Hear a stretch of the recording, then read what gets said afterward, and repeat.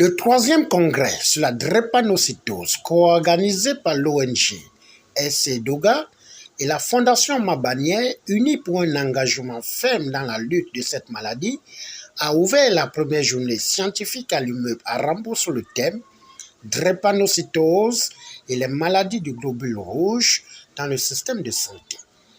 C'est en présence de la première dame, ministre de la Transition, chercheurs, médecins, personnel de santé, patients et familles venus du Grand Libreville ce 4 juillet 2024.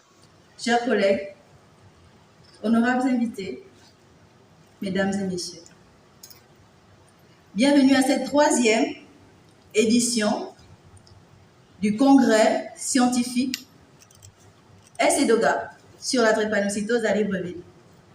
Les précédentes sessions avaient été organisées à Franceville. Aujourd'hui, nous sommes avec vous. Nous sommes très heureux d'être là. Tous nos membres sont là, vous les voyez tous en paille. Ce sont les membres de l'ONG Drépanocytose qui vous souhaitent la bienvenue. Nous sommes fiers des 2 premières éditions des journées scientifiques de la drépanocytose, déjà réalisées en 2018 et 2019, qui nous ont permis de positionner notre ONG SCDOGA parmi celles les plus engagées sur le sujet de la sensibilisation et de la lutte contre cette maladie du sang très répandue dans notre cher Gabon et dans plusieurs autres contrées du monde. Et pourtant, elle est toujours très mal connue. Cette troisième édition est également l'occasion pour nous de célébrer avec reconnaissance les 5 années d'existence de notre ONG Drépanocytose Gabon. En faisant un bilan sur nos actions réalisées jusqu'à ce jour, nous pouvons affirmer aujourd'hui qu'avec le concours engagé et dévoué de nos chers éminents membres, partenaires, sponsors, nous confirmons les progrès effectués sur la voie de la consolidation de notre engagement dans la sensibilisation et la lutte contre la drépanocytose au Gabon. Développer des collaborations et coopérations avec des institutions nationales et internationales. Participer à l'établissement d'un programme national de lutte contre la drépanocytose. Promouvoir le fonctionnement d'un programme national. Favoriser les échanges avec d'autres sociétés savantes et être un appui à la recherche et à la santé publique sur la drépanocytose au Gabon.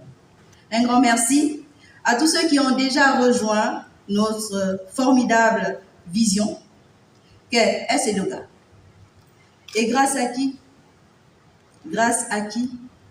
elle se concrétise chaque jour un peu plus.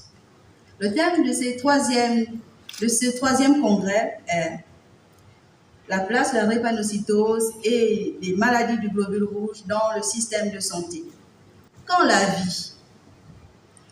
vie te donne une centaine de raisons de pleurer, quand la vie te donne des centaines de raisons de pleurer, montre-lui que tu en as 1000 raisons de sourire.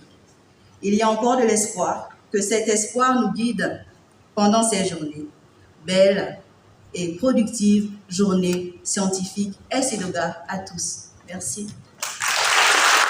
Après le discours inaugural de la présidente Dr Lucrèce Luembe Delika, peine d'engagement, sensibilisation sur la pathologie et souhait pour une amélioration des conditions de prise en charge, le ministre de la Santé, professeur Adrien Mongongo, et la première dame Zita Olegingema n'ont pas hésité à donner le sourire et espoir aux personnes vivantes avec cette pathologie à travers leur allocution. Plus de 120 millions de cas dans le monde, dont 66% en Afrique. Aux conséquences socio-économiques lourdes, cette pathologie constitue une préoccupation majeure pour le Comité pour la transition et la restauration des institutions, dirigé par son Excellence le général de brigade Brice Clotaire Olegingema, président de la transition, président de la République, chef de l'État, dont le bien-être des populations, quel que soit ce qu'ils sont, est une priorité. Les présents assises scientifiques qui regrouperont pendant 3 jours chercheurs, personnel de santé, partenaires au développement, décideurs et représentants des mouvements associatifs doivent être un lieu d'échange d'expériences et des pratiques pour une meilleure prise en charge des patients drépanocytaires. En évaluant les actions antérieures de l'ONG Drépanocytose Gabon, nous comprenons le dynamisme national et mondial ayant plaidé en faveur de la tenue de ce congrès en terre gabonaise. C'est l'occasion ici de saluer le précieux concours également de la Fondation Mabani, dont la vocation altruiste permet l'organisation d'une journée de sensibilisation, de dépistage, ainsi que des consultations médicales avec une distribution de médicaments. En ma qualité de ministre de la Santé, je traduis les espoirs du gouvernement de la transition dans la portée des thématiques et la qualité de vos échanges, afin que notre pays définisse de nouvelles perspectives de prise en charge de ces patients particuliers. Sur ce, je déclare ouvert les travaux du 3e congrès scientifique de cette société sur la drépanocytose. Je vous remercie. Je saisis cette tribune pour rendre un vibrant hommage au professeur Albert Ondo qui nous a quittés le 19 juin dernier, 2023, à la date même qui est la journée mondiale de la drépanocytose, lui qui a dédié sa vie à soulager les personnes atteintes de cette maladie. C'est dans ce sens que la Fondation Mabanière, qui œuvre en faveur des personnes en détresse, vient en soutien à la présente initiative qui, je le crois, permettra aux populations d'avoir une meilleure approche de cette maladie, de son traitement et de ses complications qui peuvent être invalidantes au quotidien. Mesdames et messieurs, ne disposons toujours pas de traitement curatif. La prévention par le dépistage systématique des futurs partenaires et la prise en charge par l'injection d'hydroxyurée, entre autres, constituent à ce jour les principaux moyens de lutte contre cette maladie.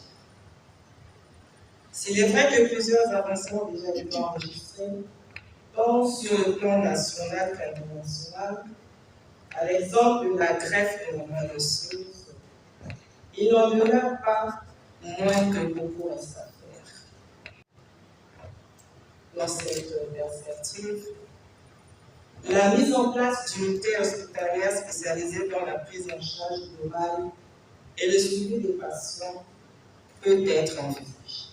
Nous déduisons que la participation des hautes autorités de la transition à ce congrès témoigne la volonté du CTI à offrir un soutien indéfectible et continu aux malades. Au finish, c'est dans une ambiance cordiale, fraternelle, suivie de témoignages, expositions et remises du présent à la première dame que la première journée a fait tomber son rideau. Sachant que les recommandations seront soumises aux autorités le 6 juin en hommage du Dr Alain Ondo.